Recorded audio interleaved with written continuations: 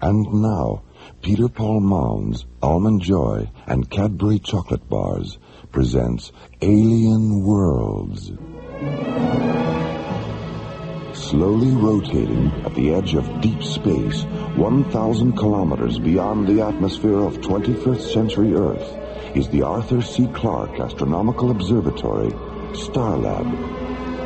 Here, Starlab Research Director Maura Cassidy, along with the scientists and technicians of the International Space Authority, watch over the countless stars and planets that fill the silent distances beyond the giant space station.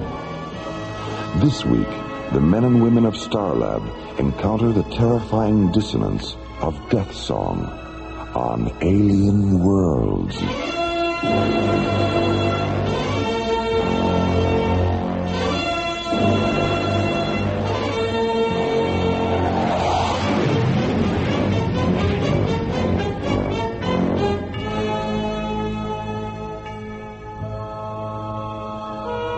After spending 5 days at the Sealab 7 underwater research station in the South Pacific, ISA Commissioner White arrives at Starlab aboard Earth Shuttle 1.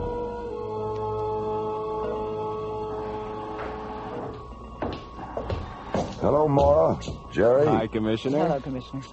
How are John and Buddy doing with their aquanaut training?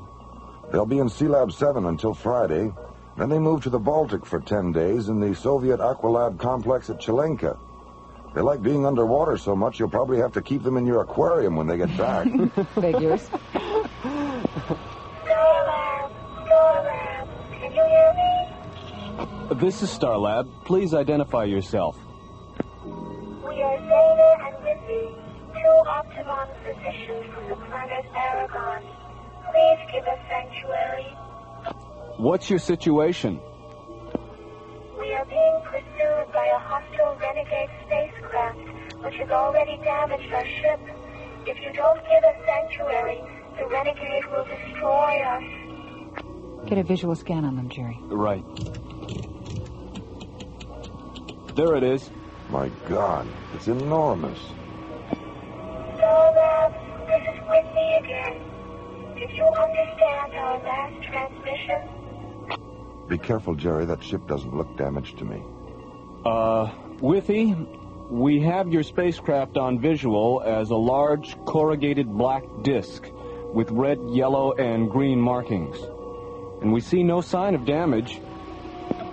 That's not us, Starlab. That's the renegade. Our ship is bell-shaped and silver.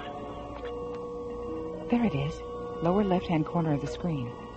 It's so small. No wonder we didn't see it. Magnify it, Jerry.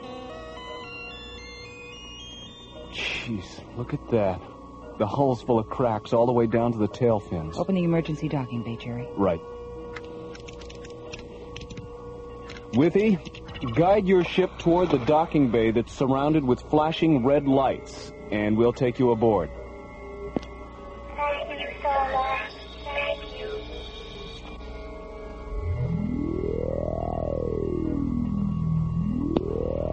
Starlab, you will soon regret having given them sanctuary. Who are you? Identify yourself. I am Helon, Willie and Zena's pursuer. Is it true that you intend to kill them? Of course it's true. But why? What have they done? It isn't a question of what they've done, Starlab. It's what they haven't done.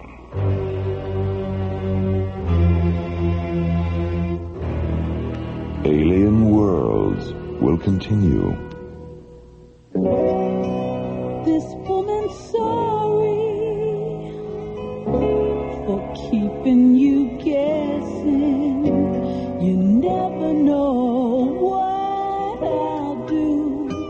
That's why I'm here confessing. It's because sometimes I feel like a nut, sometimes I don't. Almond Joy's got nuts, Mounds don't. Almond Joy's got chocolate, coconut and munchy nuts too. Mounds got chocolate and chewy coconut. Ooh. Sometimes I feel like a nut, sometimes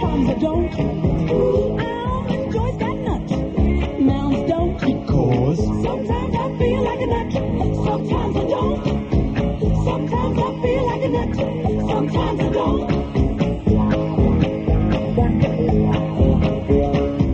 Sometimes I feel like a nut, sometimes I don't.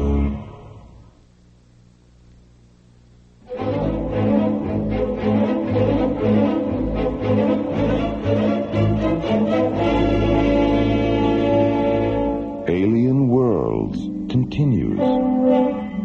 The routine of Starlab control is suddenly interrupted by an emergency transmission from an incoming alien starship. Aboard the ship, Withy and Zena, two Octagon physicians from the planet Aragon. We are being pursued by a hostile renegade spacecraft, which has already damaged our ship. If you don't give us sanctuary, the renegade will destroy us. As the bell-shaped Aragonian starship moves into visual scanner range, Mora, Jerry, and Commissioner White see another spacecraft. Huge, black, and disc-shaped. I am Elon, Withy and Zena's pursuer. Open a close proximity channel, Jerry. Go ahead, Commissioner. Helon, this is Commissioner White of the International Space Authority. I represent the scientific and military forces in this solar system. Do you understand that? I understand. Any hostile action against this space station will be construed as an act of war against the Earth and will be dealt with accordingly. Do you understand that? I understand. What's your planet of origin? Aragon. I see. Well, are you a legal officer of some kind? Have the two Octagon physicians committed a crime? To my way of thinking, they have. Dr. Cassidy, this is Simon down in the emergency docking bay. The alien ship is secure. All right, Simon, thank you. Commissioner, I think we've heard enough from Helon to know where he's at.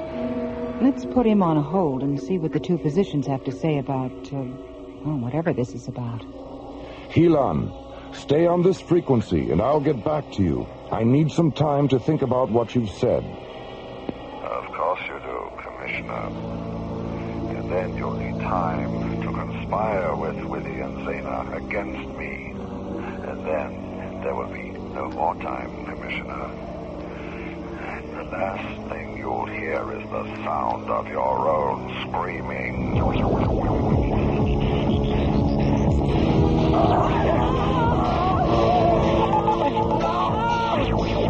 Surrender the two physicians within the hour, or I'll unleash a symphony of such terrible power that your Starlab will shatter like delicate crystal.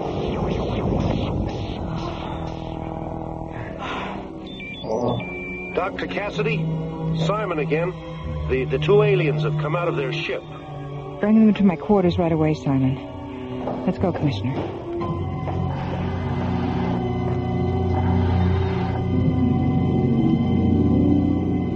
I don't know, Mora. Except for Stygos and the Trell, we've never had to deal with this kind of hostile alien power before. Dr. Cassidy? Hello, Simon. Where are the two aliens? Well, they're kind of shy. Have them come in, Simon. We won't bite. Withy? Zena? It's all right. You can go in. Oh, my gosh, they're elves. Little blue elves. It's obvious what a surprise we are, all because of the size we are. But just because you're tall and pink and we are short and blue, the fact is you are as strange to us as the two of us are to you. The two of us are to you.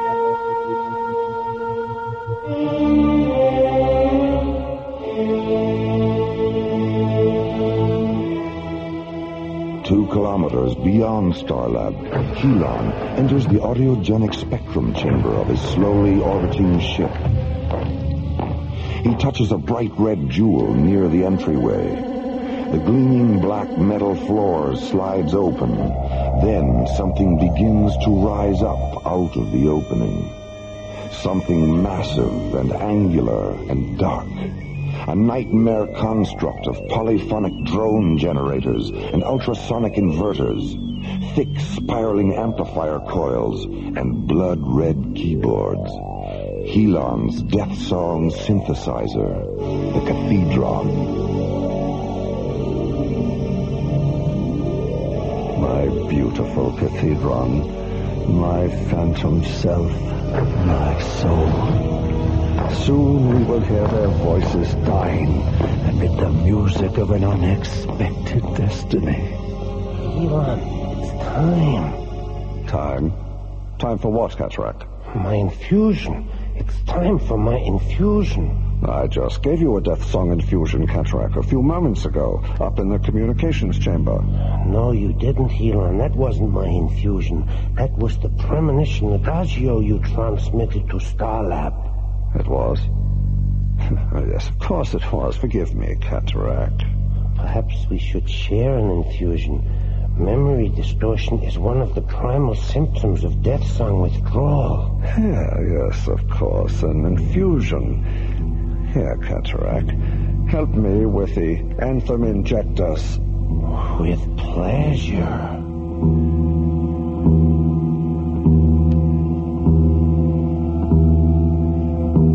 The various aspects of the mind and body are tuned to specific vibrational frequencies, Mara. And as long as these frequencies are maintained, the mind and body remain in perfect harmony.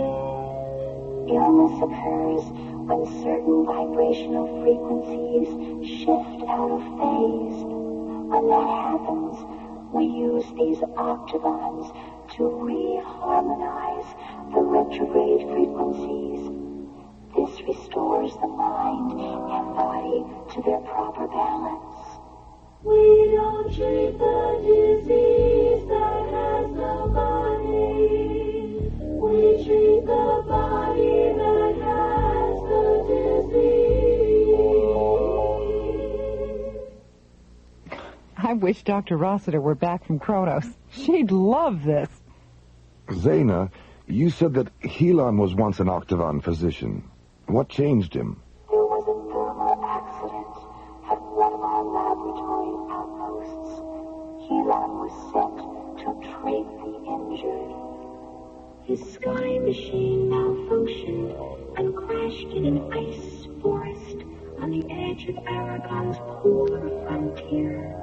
He succumbed to the lethal temperature and fell into a pre-death trance. Before the trance paralyzed him, he set the infusion level on his octagon at maximum. As a result of being subjected to maximum infusion for 2 days, the frequencies of Helon's mind and body became terribly distorted. When the rescue expedition reached him, he was in a state of total vibrational mutation. We attempted to reharmonize him at the Octagon Laboratory, but we were too late. He was completely addicted to his hyper-vibrational condition. One night, he forced his way into the Octagon vault and took all but 2 of the instruments. Then he went to one of our spacecraft installations, abducted a technician named Cataract, stole a deep space laboratory ship, and disappeared.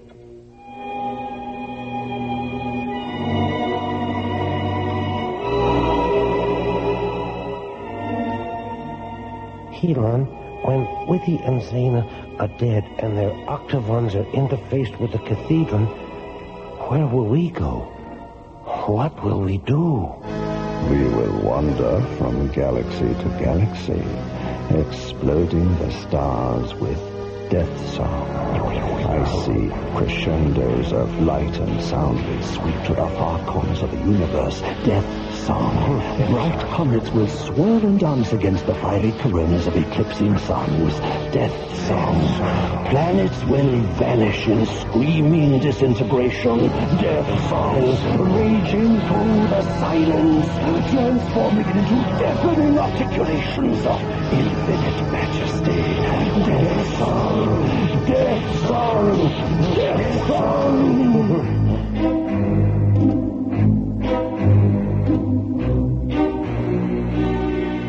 Alien Worlds will continue. Pardon me. Isn't that a Cadbury chocolate bar? I've never tried one. Oh, that's too bad. Do you mind if I have a teensy piece? Hey, you took my bar. I'll just take a little bit. It was for my wife and me. Oh, she'll love it. See, this is great. You know you can get carried away with this stuff? Yes, I've noticed. Oh, come on. It's a big bar. It's getting smaller. When people get a taste of a big, thick Cadbury chocolate bar, they get very carried away. Because only a Cadbury bar is so rich, so creamy, so Cadbury. And with the big-size Cadbury chocolate bar, you get a big choice. Cadbury Fruit and Nut, Cadbury Almond, Cadbury Caramello, and of course the big favorite, Cadbury Milk Chocolate. So remember, when you get your Cadbury, be careful. Because with Cadbury, people can get very carried away. Can I have my Cadbury back now? Your Cadbury? Oh, well, I guess I got carried away. You'll get carried away with Cadbury.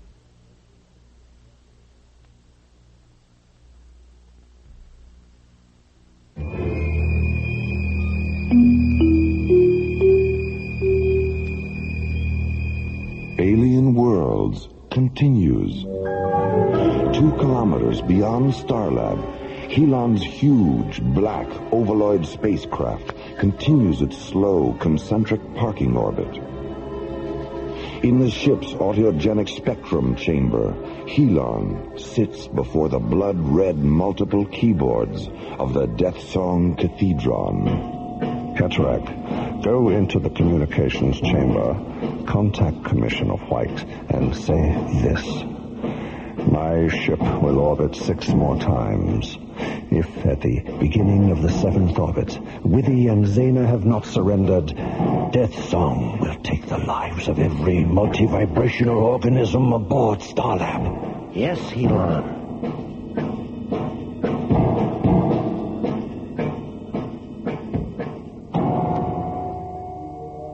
And because there have never been more than 12 octagons in existence at one time, there have never been more than 12 octagon physicians.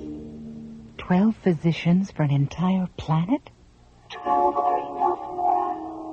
Injuries are rare on Aragon, and illness is relatively non-existent.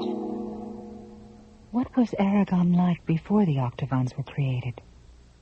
We treated the diseases of the mind and body with narcotic chemicals. As a result, the people of Aragon were in a constant state of neurotic irresponsibility. Mora, are you there? What is it, Jerry? I have a transmission coming through from Helon's ship. We'll be right there.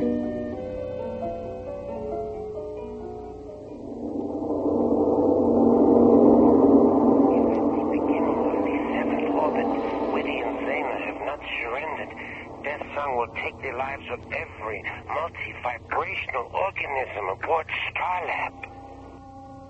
6 orbits. How much time does that give us, Jerry? Less than 8 minutes. Zena, suppose you and Withy give Helon your octagons. What then? He will interface them with the 10 he already has. And his cathedron will become a weapon of irresistible power. So here we are with a 250-megawatt solar reactor and no way to use it against Helon. No weapon system, no communications, no shielding generators. But Mora, didn't you say Helon's death sunburst had terminated Starlab's primary power matrix? No, our reactor wasn't affected at all. If we can interface our 2 octagons with your reactor, we can defeat him. All right. Let's get down to the reactor control room and get set up.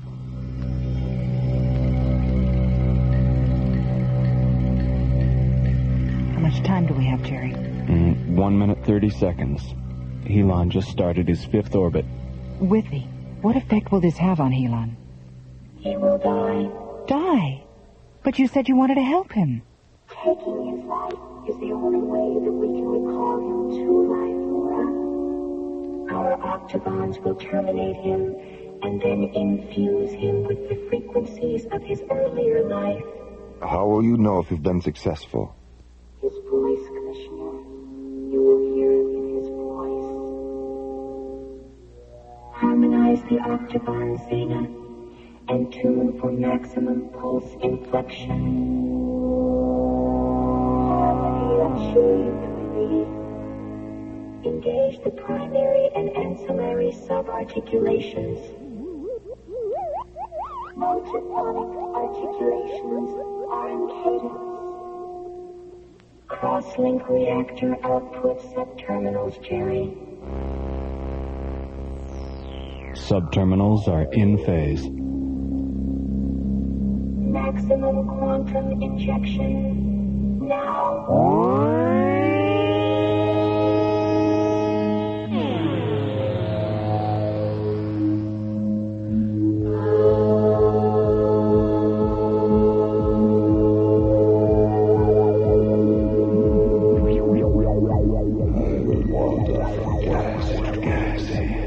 Exploding the stars with death song.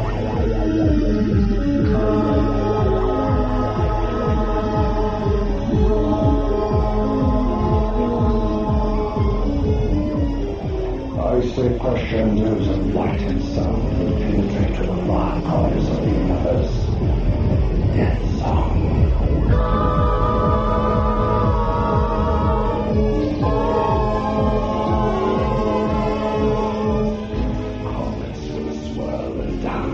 The fiery coronas of eclipsing suns.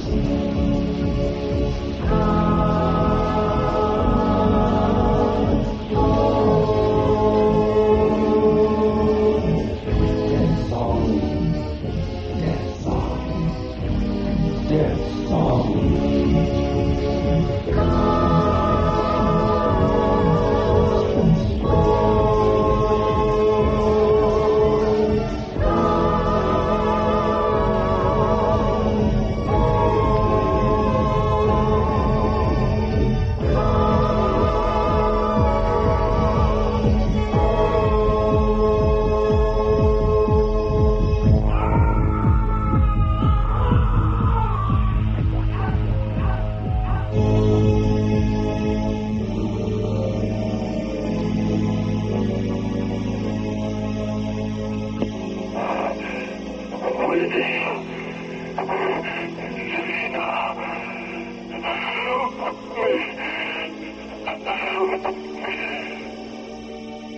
We must go to him, Laura. Call the short-range vehicle hangar, Jerry. Tell them to get a shuttle ready. Elon. Cataract, my friend, forgive me. Please forgive me.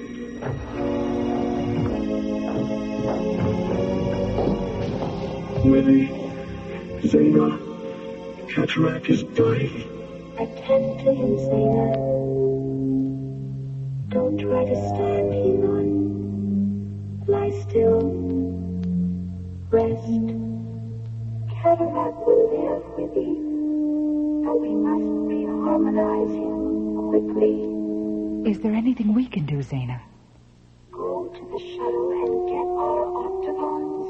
Come on, Mora. I'll give you a hand.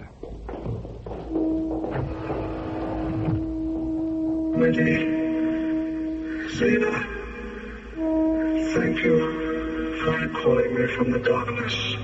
We are your brothers, Elon. We are your friends.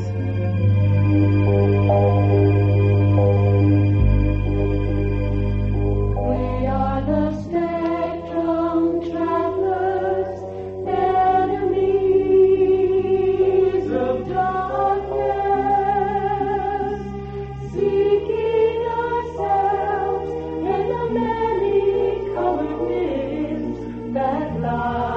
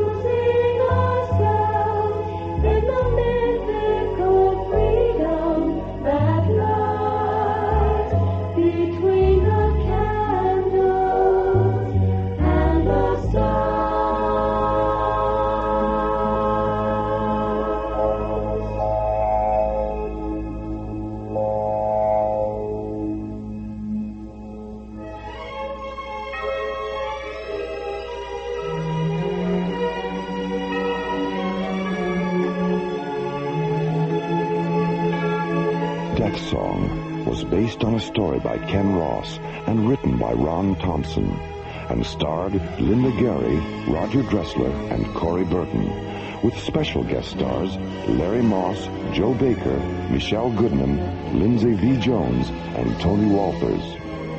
Music director Tom Rounds, with special music effects composed and performed by Rick Kellis. Associate producer and song lyrics by Ron Thompson. Engineer Stu Jacobs.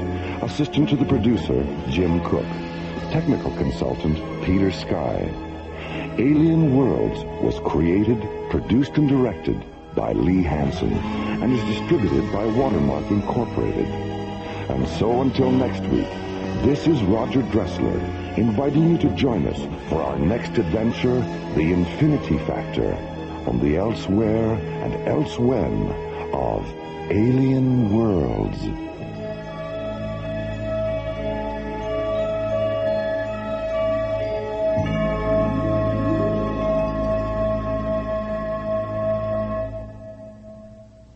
Peter Paul and Cadbury chocolate bars hope you have enjoyed Alien Worlds.